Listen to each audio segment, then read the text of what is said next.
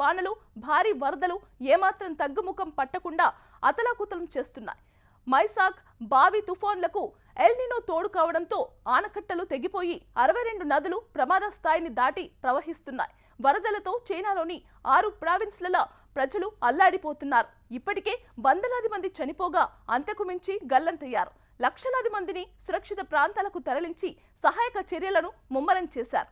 చైనాలో చేపట్టిన భారీ ప్రాజెక్టులు, ఆనకట్టల నిర్మాణం పర్యావరణాన్ని దెబ్బతీస్తూ ఇలాంటి ప్రకృతి విపత్తులకు కారణమవుతున్నాయి.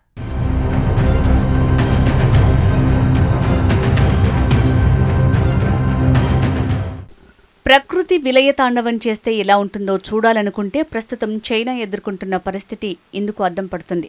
అక్కడి ప్రధాన ప్రావిన్స్లలో ప్రకృతి వైపరీత్యాలు బీభత్సం సృష్టిస్తున్నాయి.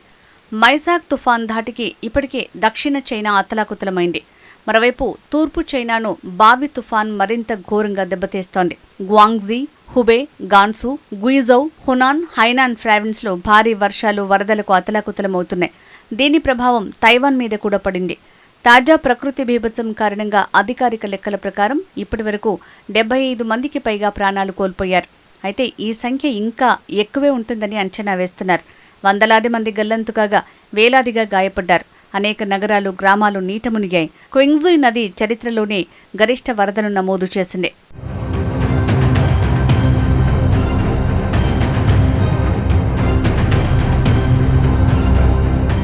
కుండపోత వర్షాలు, వరదల కారణంగా గ్వాంగ్జీ ప్రావిన్స్ అత్యంత ఘోరంగా దెబ్బతింది.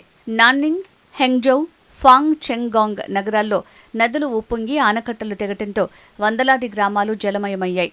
మధ్య చైనాలోని హుబీ ప్రావిన్స్లో భారీ వర్షాలతో పాటు అత్యంత అరుదైన టోర్నడోలు సంభవించి తీవ్ర ఆస్తి, ప్రాణ నష్టాన్ని కలిగించాయి. వాయువ్య చైనాలోని గాన్సు ప్రావిన్స్లో కురిసిన భారీ వర్షాల కారణంగా కొండచర్యలు విరిగిపడి అనేక గ్రామాలు బురదలో కూరుకుపోయాయి. పర్వత ప్రాంతాలు ఎక్కువగా ఉండే గుయిజౌ ప్రావిన్స్లో ఆకస్మిక వరదల కారణంగా రవాణా వ్యవస్థ పూర్తిగా స్తంభించింది. హునాన్ ప్రావిన్స్లోని లోతట్టు ప్రాంతాలు, వ్యవసాయ క్షేత్రాలు వరద నీటిలో మునిగిపోయాయి. దక్షిణ చైనా సముద్ర తీరంలోని హైనాన్ ద్వీప ప్రావిన్స్ని మొదట తుఫాన్ తాకటం వల్ల ఇక్కడ భారీ వర్షాలు ప్రారంభమయ్యాయి.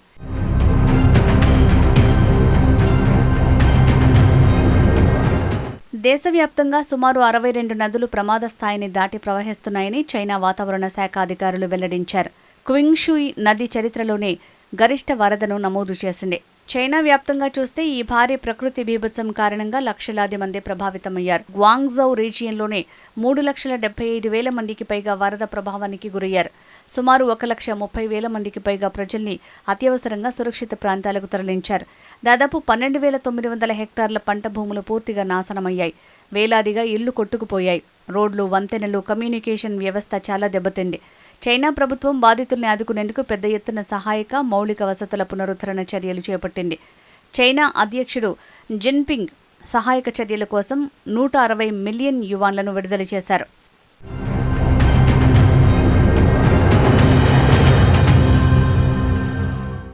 మరోవైపు గ్వాంగ్జీ ప్రావిన్స్ హెంగ్జౌ నగరంలో వరదల కారణంగా ఓ పెద్ద సరీసృపాల పెంపకం కేంద్రం పూర్తిగా కూలిపోయింది. అందులో పెంచుతున్న సుమారు 900 పాములు, మొసళ్లు వరద నీటిలో కొట్టుకుపోయాయి. పాములన్నీ గ్రామాల వైపు రావడంతో స్థానిక ప్రజలు తీవ్ర భయాందోళనలకు గురయ్యారు. పాములు వేగంగా ఈదుకుంటూ వెళ్తుండగా నడుములోతు వరద నీటిలో నిలబడి వెదురు కర్రలు, చేపల వలలతో జనం పాములను పట్టుకోవడానికి ప్రయత్నిస్తున్న వీడియోలు సోషల్ మీడియాలో వైరల్ అవుతున్నాయి. అయితే ఇళ్లలోకి పాములు వస్తే ఎవరూ సొంతంగా చేతులతో పట్టుకోవద్దని, వాటిలో ఎక్కువ భాగం విషపూరితమైనవి కాకపోయినా జాగ్రత్తగా ఉండాలని అధికారులు హెచ్చరించారు.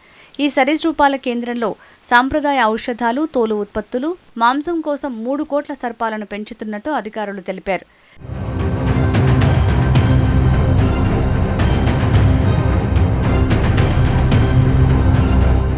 చైనాలో ప్రకృతి బీభత్సం వెనుక మానవ తప్పిదాలే ప్రధాన కారణమంటున్నారు పర్యావరణవేత్తలు. అక్కడి ప్రభుత్వం చేపట్టిన భారీ ప్రాజెక్టులు, ఆనకట్టలు పర్యావరణాన్ని దెబ్బతీస్తూ ప్రతికూల ప్రభావం చూపుతున్నాయి. ఉదాహరణకు యాంగ్సే నగరంపై నిర్మించిన 3 గోర్జెస్ డ్యామ్ మెగా ప్రాజెక్టు కారణంగా ఒండ్రుమట్టి డ్యామ్ వెనుక భాగంలోనే భారీగా పేరుకుపోయింది. దీంతో నదీ గర్భం లోతు తగ్గి రిజర్వాయర్ల నీటి నిల్వ సామర్థ్యం క్షీణిస్తోంది. ఫలితంగా స్వల్ప వర్షాలకే నదులు ఉప్పొంగి వరదలు వస్తున్నాయి. ఆనకట్టల రక్షణ కోసం చైనా అధికారులు ఒకేసారి వందలాది గేట్లను ఎత్తి నీటిని కిందకి విడుదల చేస్తున్నారు. ఇది దిగువ ప్రాంతాల్లో ఎలాంటి ముందస్తు హెచ్చరికలు లేని కృత్రిమ ఆకస్మిక వరదలకు దారితీస్తోంది. భారీ ప్రాజెక్టుల కారణంగా ఒకే చోట బిలియన్ల క్యూబిక్ మీటర్ల నీటిని నిల్వ చేయడంతో భూమి లోపల పొరలపై విపరీతమైన ఒత్తిడి పెరిగి భూకంపాలకు దారితీస్తుంది.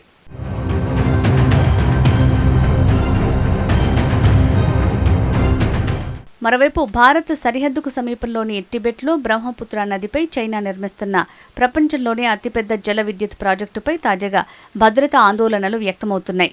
చైనాలో ఈ నదిని యార్లుంగ్ సాంగ్పోగా పిలుస్తారు. సుమారు $147 బిలియన్ వ్యయంతో చేపట్టిన ఈ ప్రాజెక్టు విద్యుత్ ఉత్పత్తిలో 3 గ్యాడ్జెస్ డ్యామ్ని అధిగమిస్తోంది అని చైనా భావిస్తోంది. అయితే ఈ ప్రాజెక్టు క్రియాశీల భూకంప విరామ రేఖపై ఉందని భూగర్భ శాస్త్రవేత్తలు హెచ్చరించారు. ఈ ప్రాజెక్టు వల్ల నది సహజ ప్రవాహంలో మార్పులొస్తే అరుణాచల్ ప్రదేశ్, అసోంలోని వ్యవసాయం, తాగునీటి వనరులు, మత్స్య సంపద, నదీ పర్యావరణంపై ప్రభావం పడొచ్చని నిపుణులు చెబుతున్నారు. అయితే చైనా మాత్రం ఈ ప్రాజెక్టు ప్రధానంగా జల విద్యుత్ ఉత్పత్తి కోసం మాత్రమేనని, బ్రహ్మపుత్ర నది ప్రవాహాన్ని ఇతర ప్రాంతాలకు మళ్లించే ఉద్దేశం లేదని చెబుతోంది.